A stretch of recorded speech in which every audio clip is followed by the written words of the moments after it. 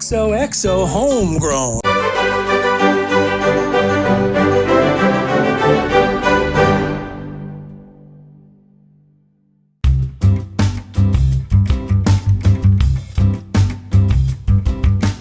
Hi, it's Ken from xoxoHomegrown, and today we're at King Harbor Brewing Company.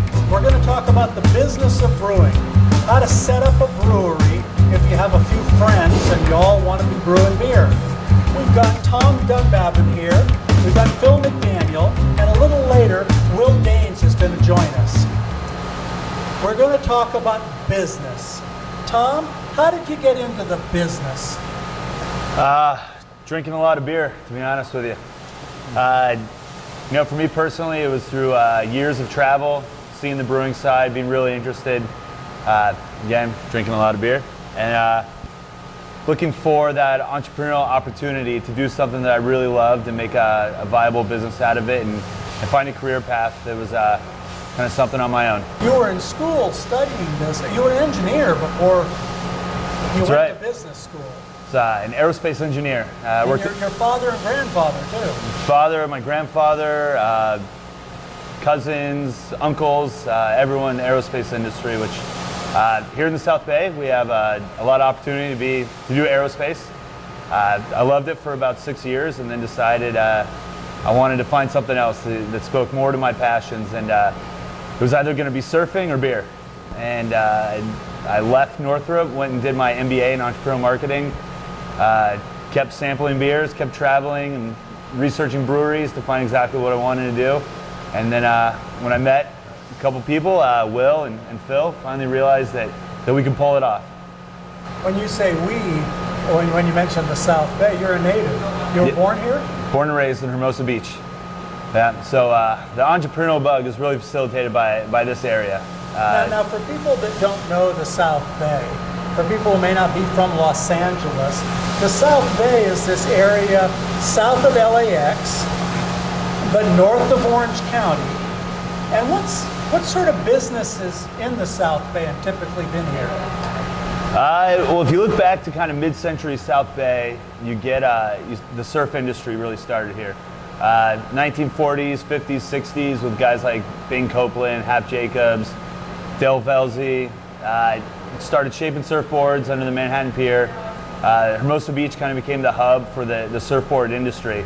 So a real hands-on entrepreneurial industry where guys were making something that they wanted.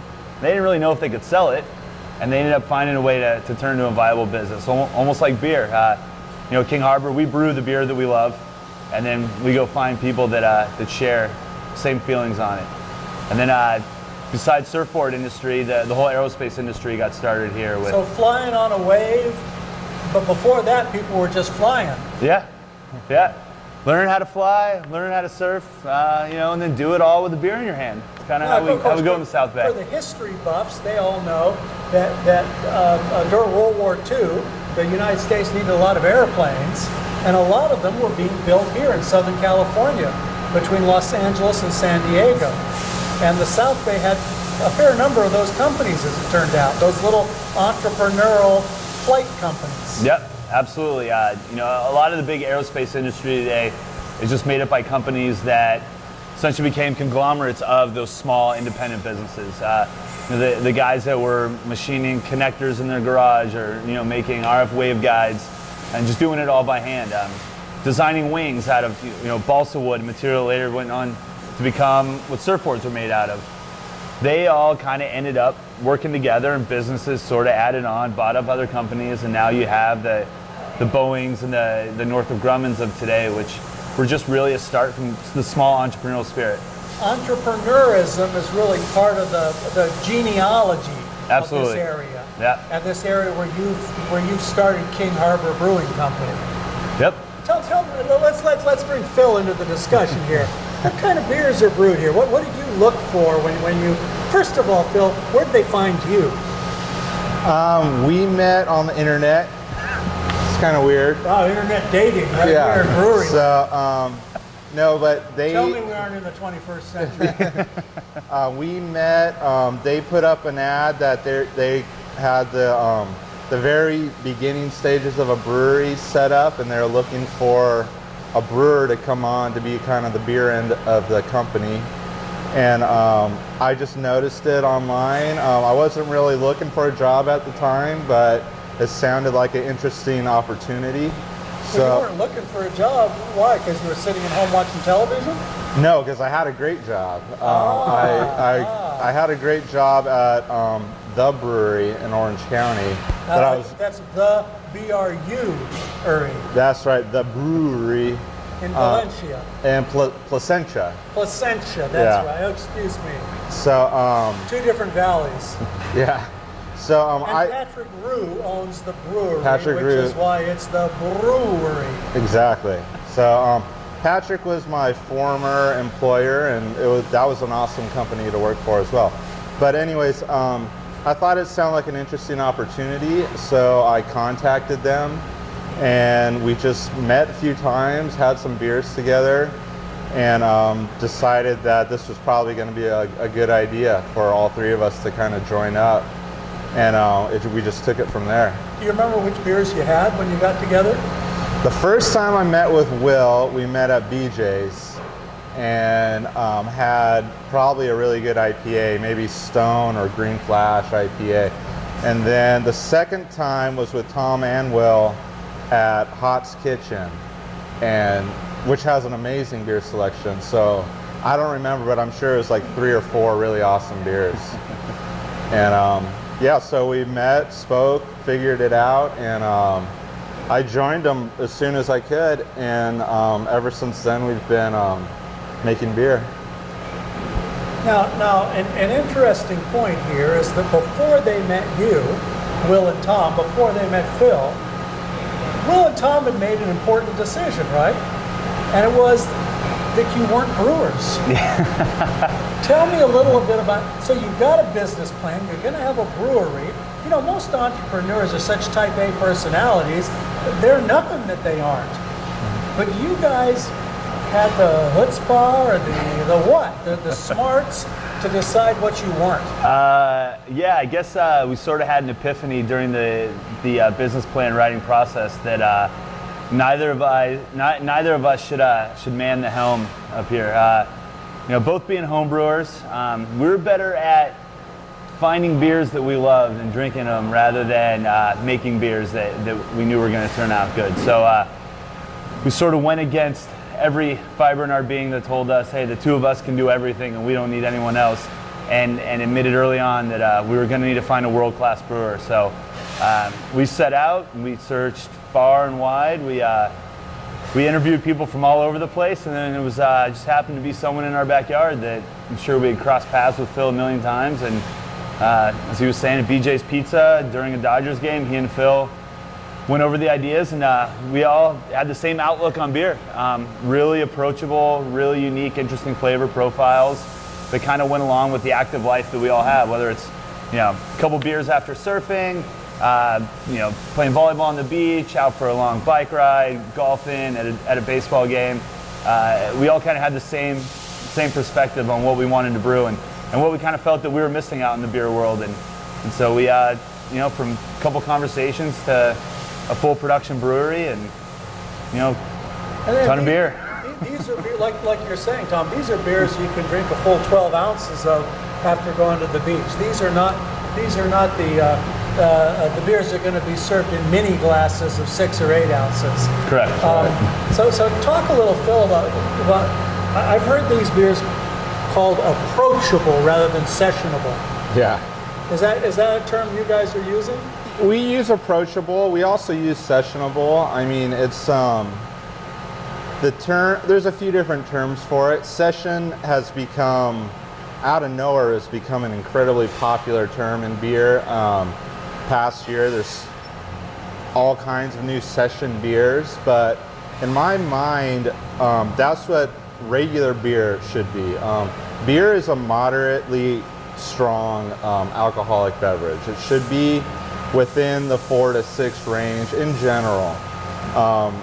And in my mind, that's what beer is, and that's what I love about beer. So not only does it have an amazing flavor profile, has a little bit of alcohol content, but it's also refreshing. It can also quench your thirst.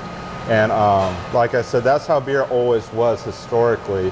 I really built an appreciation for that going to brewing school in Germany and drinking amazing German lagers that were 4%, 5% alcohol, and seeing the German beer culture of, one time we were at a park, maybe at 1 o'clock in the afternoon, this huge beer garden where cyclists were riding in, parking their bikes, and drinking a liter of beer to quench their thirst, and then getting back on their bike and taking off. And just the idea that it's not, you know, something super strong that you have late at night or at the very end of the day, or you just have a tiny little sip of. It can be a very just thirst quenching, refreshing beverage. That's one of the things that I really love about beer. That's what we try and do here. And that all being said, you know, one of the great things about beers is there's so many different types of beers. So I still do appreciate the really big beers or the intensely flavorful beers. Those are awesome too. But we had to make a choice for which direction we want to go, and I think that was just a fun direction that we all kind of agreed we would love to do. We still drink really big beers because they're awesome too, but in general, we really like the moderate strength beers. But you made this choice. I mean, the brewery obviously is not known for moderate beers. Yeah, that's true. And your closest neighbors here, Smog City is they're known for all sorts of things. Yeah. But one of them is fairly immoderate hoppy beers. Mm-hmm. And Henry at Monkish is known for his Belgians. And El Segundo, Rob there is known for some very hoppy beers. And very big beers. Yeah, very big beers. You guys chose a separate ground, something that hadn't been explored yet, even though it was moderate. Yeah, I think that's what made the decision so easy is it's not that there's necessarily a void there, because a lot of those breweries also make really great moderate alcohol beers. But in general, there's just a little bit less of that nowadays, or even at that time. There seems to be more and more. But there's a little bit less of that, and the fact that we just really enjoy those moderate strength beers, we decided to have our primary focus on that. So what's intriguing to me is despite the fact that this is a cooperative new industry, craft beer, despite the fact that you're cooperating and borrowing from all of your neighbors, you still have to distinguish your own brand, your own choice for finding a niche in the market. Yeah, Absolutely. yeah, it's finding a niche, and it's our personal preference as well. Right. So if that niche wasn't there, I don't know, maybe we would still do it, just because we just really like those beers.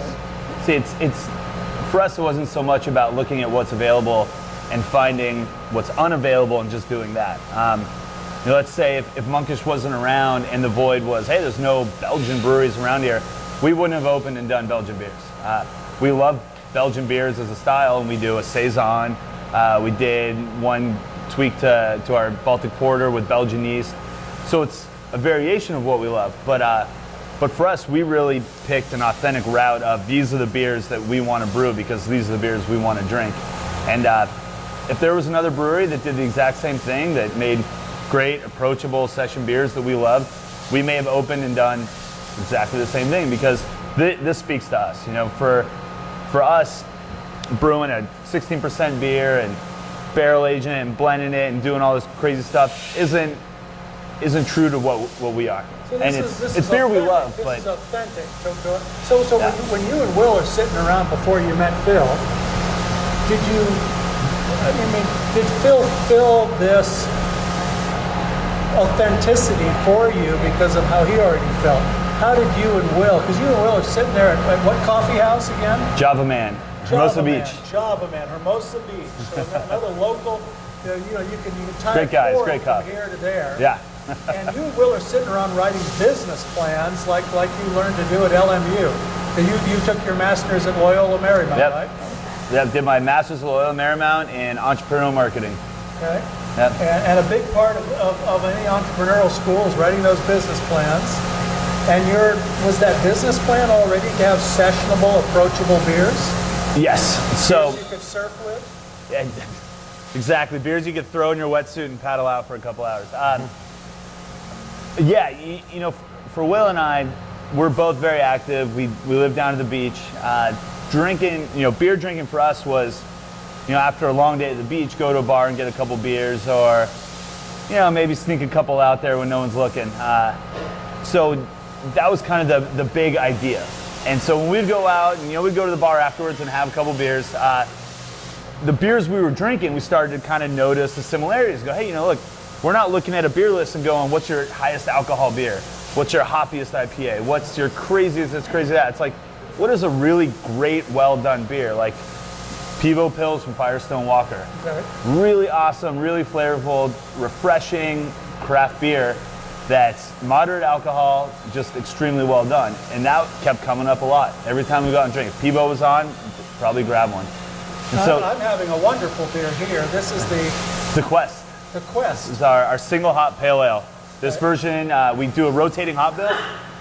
This version's brewed with lemon drop hops. A really neat new German strain. Okay. A lot of citrus, lemon, fruit character, a little bit of sweetness that kind of cuts through the bitter finish. Really well balanced This beer. isn't at all like having a Hefeweizen with a half a lemon squeezed in it. It's a thicker, better beer than that, but it is just as refreshing. Yeah. As I don't taste the lemon, but I feel it. Yeah. There you go. And I like that. So who are some of the other beers that you admired, you were thinking of before you created King Harbor here? You know, it's tough to pinpoint. I mean, we always kind of bring up Firestone in the beers that we brew and just some of our influences. Phil's actually lucky enough to train under Matt Brindleston at Siebel Institute. So definitely picked up a little bit there. But when you look at brands like Ballast Point and Green Flash, some really great San Diego brands that brew authentic beers true to the style that they want to brew, but also have a really neat brand image about them, something that we can all relate to.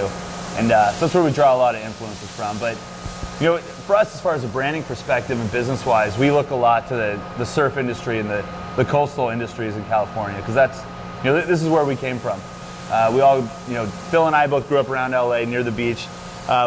Will had to finally drag himself out of Florida and make it here, but I think he fit right in. And it's that perspective of, here's what we love to do, now what's the beer that goes with it? Because ultimately for us, the beer is not the destination, it's part of the journey. So, you know, it's the beer in hand with having a great time with your friends, you know, with what you're doing, with, you know, just enjoying life. I want to talk more about how what I think is unique at King Harbor is not only their beer, but the way that they've done business by having the three of you have entirely separate territories where you don't step on each other. But, you know, sooner or later the third will arrive here, and maybe it'd be best to hold off on that. So for a moment, let's take off on what you've just spoken about, Tom, about branding. Because you're called King Harbor, which sounds like water, and yet what are we, a couple miles at least from the water? Almost 2 miles. Almost 2 miles. Now, But put it into perspective, we're almost 2 miles from the beach, but everyone else is a little further inland, so right. technically we're still on the coast. Are we west of Sepulveda? We are not west of Sepulveda. Okay. We're west of the 405. Okay, these are LA jokes for you who don't live here, being west of Sepulveda or west of the 405. But you almost had your cake and eat it too. You almost were down at the water, right? That's correct. And yeah. that's where the name came from. And tell me about that. Tell me about the almost location and what you did. All right, so King Harbor is the harbor marina area in the South Bay of Los Angeles. The early 1900s, it was kind of the center of commerce, the original Port Angeles, where everything that came in by water came to LA through King Harbor. Kind of evolved into still a central area for the South Bay, but more focused on fun, food, cocktails, kind of a social area, which you know, I grew up going to, surfing out of there, fishing out of there. as I got older, going down to one of our beloved spots, Naja's down that way. And to us, it was kind of this focal point of the South Bay. Naja's is something everyone hears about, but only the locals know where it is. Where exactly is Naja's? On the International Boardwalk of the Redondo Pier, right next to King Harbor. It's on the beach. It's literally You got to on find the it. beach. Yeah. You can have a beer and you can throw rocks at seagulls if you want. Yeah, it's been around forever, for as long as I can remember. And even when every other bar in the South Bay had Budweiser on, Naja still had about 80 handles of mostly foreign beer, some domestic craft. But as craft beer started to grow, they were really the place in LA that you could go and find stuff on that was really obscure. I mean, first place that you would see Pliny the Younger on tap once a year, and you didn't even know you were drinking a special beer because it was just on tap. So really central to the whole South Bay craft beer growth. They've been a great sponsor of beer. in this Absolutely. area, haven't they? Absolutely, There are some breweries, like the brewery, even like Pizza Port, that have grown a lot of young brewers and given them their first jobs. But Naja's has been the place that's grown a lot of the drinkers. The drinkers have become educated because of that place. Yeah, So absolutely. the two together have been a wonderful combination so far that we're growing a beer culture here in Southern California. Well, I should say in Los Angeles. We don't want to include San Diego because they already have a beer culture and it's a big one. We don't want to step on them, huh? We're growing our own here. Yeah, we're definitely separate San Diego. But now you get back to a question you had. King Harbor being a central location in the South Bay being the area that we loved, and we knew we were going to open the brewery. We wanted to name it after something that was a focal point, and that's what King Harbor was to us. So we borrowed the name, and then we actually had a location in the King Harbor area, but we started to realize that being an old dilapidated warehouse, that we weren't going to be able to stick a bunch of really nice stainless steel brewing equipment in there and feel safe. So we moved about 2 miles inland, but I have a feeling this summer you're going to find King Harbor Brewing Company right down in its home. So keep an eye out. Are you making a prediction about a lease? Let's just say that Nostradamus gave us a call the other day and had some favorable news. Well, you heard it here first on xoxoHomegrown, your YouTube beer channel. King Harbor is expanding. On that note, let's take a break to refill our glasses and hope that Will Danes shows up as the third, the other trio here, the number 3. And we'll hear the rest of the story of Tom and Will and Phil and King Harbor Brewing Company. All right, we're back from our little break here at King Harbor Brewing Company. And guess what? Will Danes has showed up to join us for the California Saison. Yeah. King Harbor's California Saison. Now, this is about Cheers. 5%? I would say 5.5. Has a wonderful aroma. You're the brewer, Phil. How would you describe this? Citrusy, lemon with just a little bit of a subtle Belgian ester profile. I agree with that little Belgian subtle profile. So it's another great beer for a warm day on the beach in Southern California. Another tropical. Yeah, I mean more on the citrusy lemon, but just a great refreshing beer. Can't disagree with that. You got to taste it to know what it tastes like, though. Well, now that we've got the two business students here who are sitting in the cafe drinking coffee, writing their business plan, who are here in the South Bay, which is this center of entrepreneurism from which both the surfing and the airplane industry were formed. Can you tell us about how you came up with this idea? Now, we by the way, Will, we had a news flash right before you arrived and reported first here on xoxo Homegrown, your YouTube beer channel, that you may be expanding closer to the water. I've heard those rumors, yes. Oh, okay. That doesn't mean they're true, but we're giving a little more credence. So tell us about writing this business plan, and tell us about how you two came up with the idea that you weren't brewers and we're going to find these separate areas of emphasis for yourself. Because this is very rare. Most entrepreneurs, type A people, to my experience, that tend to step on everybody else they hire, right? Primary mistake.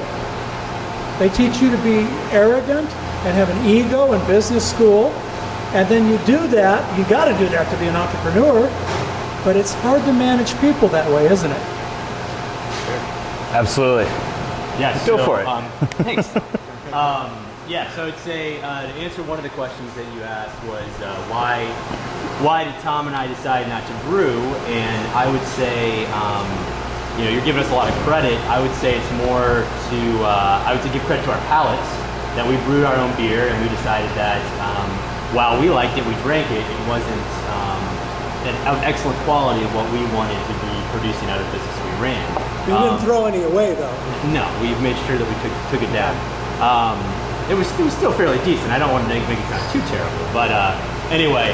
And then as people, and I'm not sure exactly the audience here, but as people familiar with large-scale brewing can attest to, well, even small-scale, but there's a lot of tasks and knowledge that you need to have to run a system like what you can see behind us.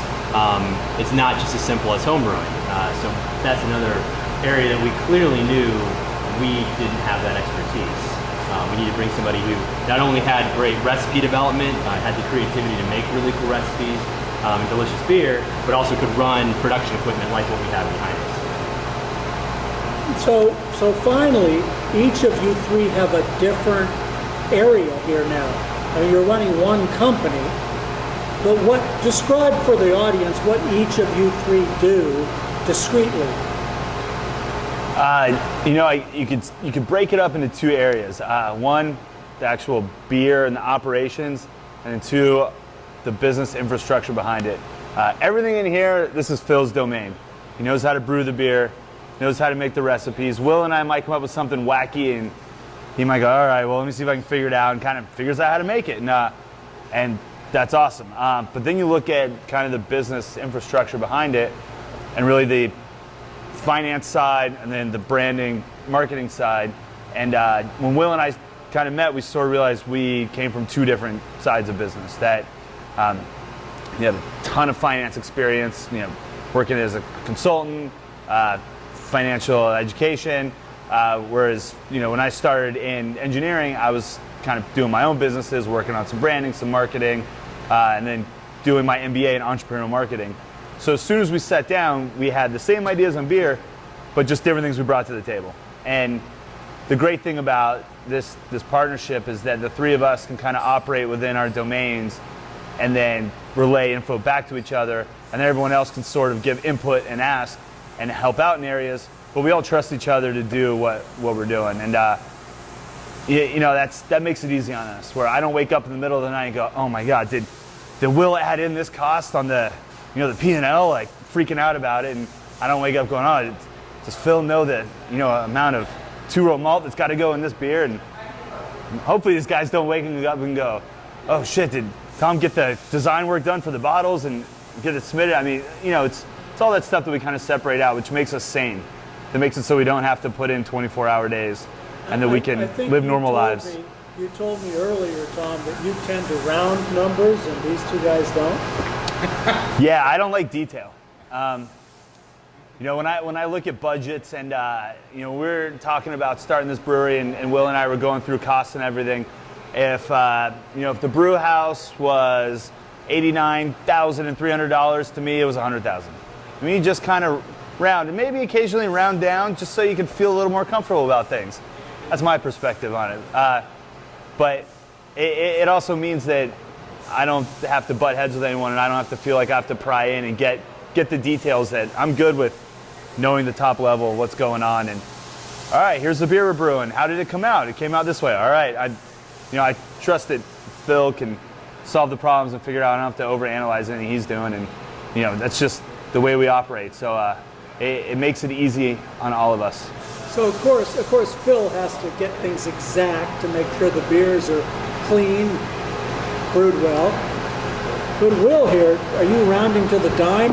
How did you decide about the capital structure? You know, a lot of people come into a brewery and that's the question they ask. They understand what the price of a beer is. They understand what the cost of a beer is. They don't understand how you got all the equipment back here.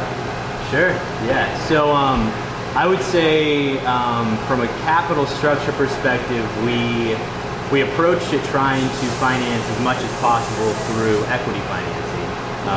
And we set off to do that by, interviewing different individuals that we felt like would be interested in supporting a venture like this. We knew that at some point we would have to take on debt financing, but wanted to use that avenue of financing for expansion opportunities, which fortunately we've been primarily able to do. As far as the structure of going with equity versus debt, we felt like having a group of individuals that were as excited about this business as we were, and that had some spare change lying around, that was maybe a better route for us to go. It would give us a little bit more flexibility, especially initially, to operate the business without a big overhang of debt service, and then allow us to lever up as we kind of saw success and expanded that way. So did you use an LLC or an LP structure? LLC, we use an LLC, that's correct. Yeah, so far it's been great. We've had our investor group is phenomenal. If you're able to come back for our anniversary celebration on April 11th, we're actually about at a year right now from when we first opened. We're actually celebrating our anniversary in about a couple weeks, and hopefully some of them will be there, and you can hang out with them and see how awesome they are too. I'm writing it down. Very good. So you're the managing member? One of the managing members. Tom's the other one. Okay. So this is something never spoken about. Usually in the beer world, we're concentrating on the beers. Sure. But it's been a phenomenal business evolution here of the knowledge to get things like an LLC together, to know you have a managing member. In your case, to have two managing members? Yeah. In our LLC? Yeah. Yeah. Well, and you're shortchanging the whole thing, because you gotta know that when you're entering into this realm, this industry, you touch a lot of different legislative bodies and regulatory groups. So you're not just talking about standard LLC that you have if you were opening up, a t-shirt company. You're talking about having to deal with the ABC. You're talking with the U.S. Treasury Department to do the Trade and Tax Bureau, to do all our sales and use and excise taxes. So. Yes, it's a huge learning experience, on top of the fact that we basically run essentially two businesses. We run an on-site tasting room, which has its own unique oddities and finance structure, branding, etc. And then we we operate a distribution business, which involves logistics, supply chain, the actual production line, making sure that we have all the cooperage and the kegs and everything on site and we're ready to go. Then finance those. Finance those, exactly. And then filling them with delicious beer, and then getting that beer in a timely fashion, in an efficient manner, to the different accounts all across eventually the country, right now Southern California. But in terms of zoning, just take one of the elements you mentioned. You're not selling food, so the zoning license was just as the brewery? And the tasting room comes along with that. Is that a 16 or a 17? We're a type 23 from an ABC perspective. Okay. The zoning and permitting is based off of your city. So for us, we were doing ours. We did our analysis, and Tom did a lot of work on this, and maybe I'll speak more to it. But the finding a zone that, if you look at the coding, would accept a business like this. So for example, in Hermosa Beach, they have specific language in their zoning that doesn't allow on-site tasting room. We knew we wanted it to be a fun place. Hopefully you get some shots of our tasting room. It's an awesome place. We'll have different artists come in. We have different kind of events here. That was a big thing for us to do, to really embrace the community. And going into a place where we could have a production facility but not a tasting room was a no-go. So it's city specific in that case. So I know Torrance, one of the reasons so many breweries are in Torrance is that in their zoning laws under light manufacturing, they actually mention brewery. So other cities you have to say, does light manufacturing include brewery? And in Torrance, you didn't have to say that. How did it work here in Hermosa Beach? In Redondo. Redondo, excuse me. Excuse me, Redondo Beach. And we two will different say, towns. real quick, and I guess I'll let Tom take that, but Redondo has been very I would say pro-business in our experience. We've been very fortunate to work with them. They haven't given us an easy pass by any means. The planning department really pushed us hard to make sure we had all of our T's crossed, I's dotted, but overall they were very level-headed, very logical. So we were able to work with them and explain if they had a concern. We explained that there's not a concern because of this reason, and they were very favorable for that. So yeah, and you were going to mention something. Yeah, in Redondo Beach, much like Torrance, has they refer to as beverage manufacturing built into their light manufacturing zone, into the basically the M1, C5A, and greater zones. So going into Redondo Beach, when we looked at their zoning requirements, they already had it spelled out where you could go in as a beverage manufacturer as long as you had the permitting from the ABC. You didn't need a conditional use permit from the city. But in order to have the on-site tasting room, what they refer to as an ancillary tasting facility, you had to get a conditional use permit. So for us, that was as Will said, that was a very important part of our business model. Hermosa Beach, unfortunately, in their zoning requirements, they do explicitly say that a beverage manufacturer cannot have on-site public tastings. So as much as why you've chosen Redondo. that and just the geography of Redondo Beach allowed us more areas that we could possibly go into. Hermosa has a little tiny manufacturing area that a unit this big, they don't exist down there. Huh. And so for us to find the facility that we needed, also with the space to grow into, it had to be Redondo or Torrance. And because of what, how we saw this brewery fitting in the South Bay, and our brand and what, why we started this, Redondo was very important to us. And so we're lucky enough to find a place in North Redondo that fit the zoning. As I said earlier, we found a place in South Redondo in King Harbor, but due to the nature of the building, it just wasn't going to work out. So yeah, City of Redondo was awesome. They let us in really easily and made us follow, do every little application page we had to do. But a big part of it could also be attributed to Select Beer Store. And Wes and Heather, having gone in a year before us, kind of educated the city on what craft beer was. Kind of told them, hey, this is an entrepreneurial industry. This is craft, handmade. This isn't just making a high ABV product for people to get wasted and go out and cause trouble around town. So the terminology was already in place. We just kind of had to come in and say, we're going to make what Select Beer Store sells. And that's super important. I've heard this story before, that getting the regulators or bureaucracy educated instead of being the ones that have to educate them saves you a lot of time. Yes, absolutely. Yeah, it meant the planning commission could understand the words we were using and didn't have to spend a lot of time dwelling on the details of miscommunication. So knowing you're not the pioneer, or at least the first pioneer. Yeah. Now, a conditional use permit, sometimes abbreviated as CUP, right, means exactly what it says. It comes up for review. Yeah. And it allows us to operate with certain conditions. We can't be open 24 hours a day. We can't put a giant inflatable beer bottle on the sidewalk. Well, and just like the people who tried to walk in here, just because the door is open, that conditional use permit is what says you're not open on a Tuesday, and today is Tuesday. Yeah, correct. Is that correct? Yep. Okay. And that comes under review by the city once a year, once every 5 years, once?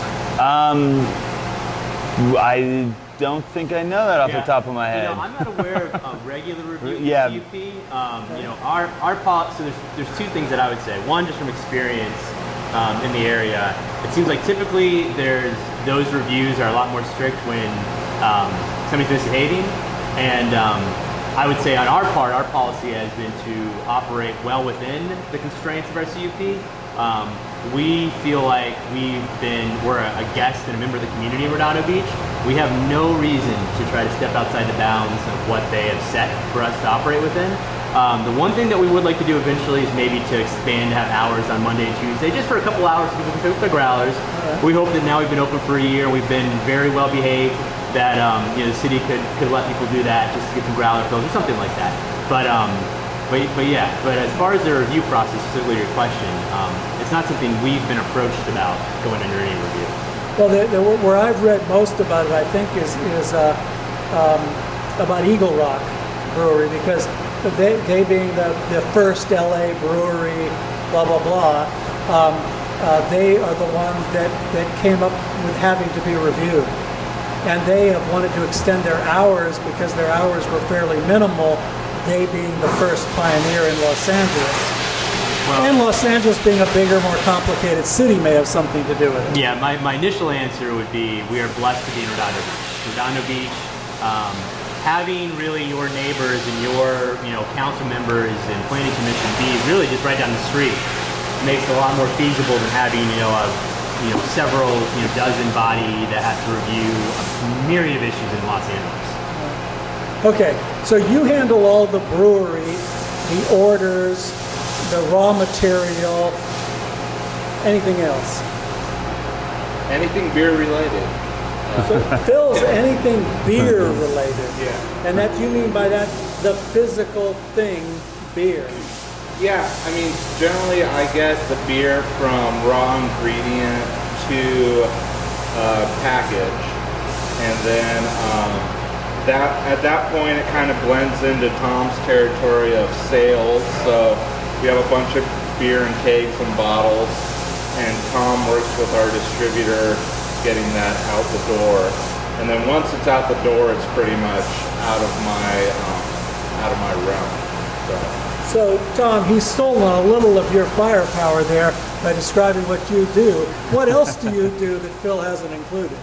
Everything that goes on outside of the brewery is kind of what I try to focus on. The image that we have, the branding, the sales, the distribution, kind of how people perceive the brewery, whether it's their perception from a pint that they had at a bar down in San Diego, or from a tasting event that we did in our own backyard here in the South Bay. Under that, just a lot of detail, but one of the things we're really focused on right now is kind of regrowing the brewery in the South Bay. When we first started, we were only distributing beer within a couple miles of the brewery, and we had probably about 50, 60 places with our beer on tap. We're getting back to that. We're getting back to the streets where we started. Well, I know from analyzing other breweries that as you make money, any brewery, that it largely gets put back into product, making more product, giving Phil more raw material, and feet on the street. Yeah. Are you adding feet on the street, and how does that feel? Are you managing people now? Unfortunately, I do have to manage people now. I can barely manage myself, but no, we just filled a position we call a market manager. A local girl, Michelle Petty, who is out there crushing it for us. So I've noticed that when as breweries grow, that a lot of the money gets put back into product, which means inventory and raw materials for Phil, and then to feed on the street. Are you having to go beyond your sales and marketing, Tom, and actually manage people? Yes, unfortunately, I do have to manage people. Still learning, but doing all right at it. So when this brewery started, it was really kind of the three of us loading up our trucks, selling kegs, getting everything out there. We started working with a distributor a few months in, which really helped relieve our activity outside and let us focus on internal growth. As a distributor? Artisan Ales. And but we've recently seen the need to start putting more people from the brewery out there on the street. And since the three of us kind of have our roles and things we need to be doing inside, we just recently hired a market manager, a nice young lady named Michelle Petty here in Redondo Beach, who's going to be the brewery focus on the South Bay. Any events going on, new beers coming out, anything cool, she's going to be the face of it. So you'll see her out there in a King Harbor shirt running around, and probably buy you a couple beers if you're nice to her. Yay. So I know one of the problems other entrepreneurs have, and you all seem to have conquered it somehow. Not only does the guy who comes up with the idea want to own all the equity, but when it comes around to getting investors, oftentimes they choose debt because they don't have to give up the equity. Now, by going with an LLC with equity investors and having three of you, and Phil, you're an owner as well, right? That's right. Okay, so not everybody makes the brewer an owner, and oftentimes that leads to a leaving brewer. And I could mention some stories in town, but I won't. But you three have swallowed your egos and swallowed your greed and decided to own this in cooperation with others. Talk to me a little about that, because I think that is something so many people can't do. From our perspective, and Will can get more into details on the actual financial structure of how we raise money, we didn't want debt service hanging over our heads, forcing us to do things every month that we didn't want to do. It was very important to grow this brewery organically and to grow it the way we wanted to do it, brewing the beers that we wanted to, which, day one, did we come out with a couple different West Coast IPAs. We may have sold more beer right out the gate, but we chose to come out with our spin on a Belgian Saison, a coffee brown ale, and a rotating single hop pale ale, which is not an opening lineup that you would expect from a new brewery. So it was important to us to sort of be stress-free on the financial side right away. And by raising equity and being clear with our investors that their returns are going to come when we think they're going to come, and showing them our projections, we manage those expectations. Our investors aren't the people looking for a .com investment coming to a brewery and expecting to turn $10 into $10 million in a month. They understand this is they're going to buy in, they're going to hold on to it. They're all beer lovers.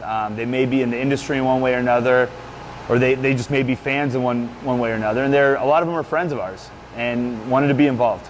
So, are you telling me that you got investors to invest as part of a community here instead of for the infamous exit? Yes, absolutely. Wow. One key part of a business plan that I learned while doing my MBA at Loyola Marymount, which absolutely love their business program, but I just kind of my own personal issues with a lot of stuff that I learned, general MBA curriculum. The exit strategy of a business plan was not something that we put in ours. I think we kind of joked around and we wrote in there, sell to AB InBev, or I don't even know what the other option was. That's or Anheuser-Busch. Yeah, it's like either sell out or just keep going and maybe have our kids work here. And so for us, Bud Jr. Yeah, which is not a realistic exit strategy. It was kind of a joke for us, and so we look at this as more of something a little more permanent. Not to be too egotistical and say this is our legacy or anything, but just that we can build a business that keeps us comfortable, provides a decent return for our investors, and that we can keep doing what we want to do and not feel like we've got to be hitting triple-digit growth every year to satisfy the debt service or to satisfy crazy investors that call us every day wondering where their millions of dollars are. So you put it right with community. This is a community business. Do the three of you have kids yet? Phil and I do not. Tom doesn't yet. I got 2 months to go. 2 months to go. Yeah. Is it a boy or a girl? Girl. Is she going to be running this place someday? In 50 years when we're all gone? Maybe. I don't know. She going to be the new Meg? We'll probably be having her... she might be pouring beers behind the bar in a couple of years, but we'll see. Okay. Just depends on what the wife lets happen. Right. Well, it's a community. Sorry, Virginia. Here. We've been having California, not Belgium, Saison. And we've been at King Harbor Brewing Company with three fellows who decided not to be greedy, who decided to use their heads as entrepreneurs and rely upon each other and trust each other to do their individual jobs. Not one of these guys is so overworked that he's fallen on the floor. Not one of these guys is so overworked that he's blowing up. These three are relying on each other, aren't you? Yes. Yep, absolutely. King Harbor Brewing Company in Redondo Beach. There you go. Yeah. Come and enjoy it here. I think you'll like it. Cheers. xoxoHomegrown.